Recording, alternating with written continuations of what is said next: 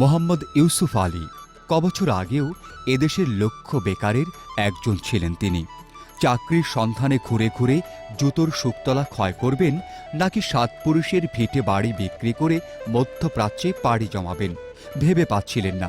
এমন সময় মাথায় এলো, এদেশের উচ্চশিক্ষিত শৌখিন যুবকেরাও বিদেশে 10, 15, 20 ঘন্টা পরিশ্রম করেন। এ পরিশ্রম যদি দেশে করা যায় তো ফলাফল কেমন হতে পারে?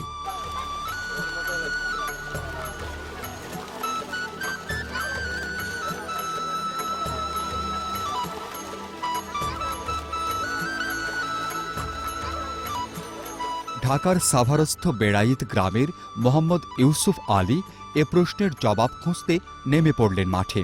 পৈতৃক সূত্রে প্রাপ্ত কবিঘা জমিতে নতুন উদ্যমে শুরু করলেন কৃষিকাজ।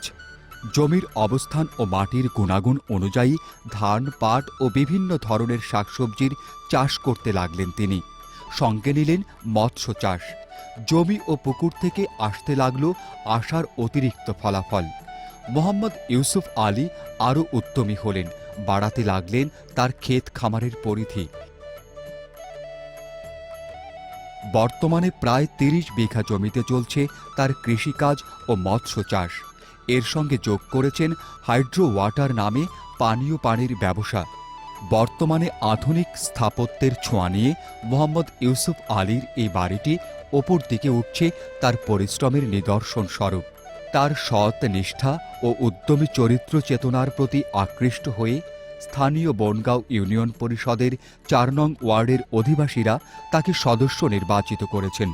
স্বল্পভাষী, অতি জনপ্রিয় এই উদ্যমী তরুণ তার কৃষিকাজ সম্পর্কে বলেন, আমি কৃষিকাজে আগ্রহী হয়েছি মূলত আব্বা করতেন, দাদারাও করতেন কৃষিকাজ, সেই জন্য আমিও ধারাবাহিকতাভাবে এটা ধরে রাখছি। পালং শাক, লাল শাক, ডাঁটা শাক, চিচিঙ্গা, জালি, লাউ, ভ্যারাইটিস আইটেম এখানে হয়। খরচও আছে মোটামুটি, আপনার ধরেন 50,000 টাকার মতো খরচ চলে যায়। প্রতি বছর আমার 1 লাখ টাকার মতো ইনকাম আসে।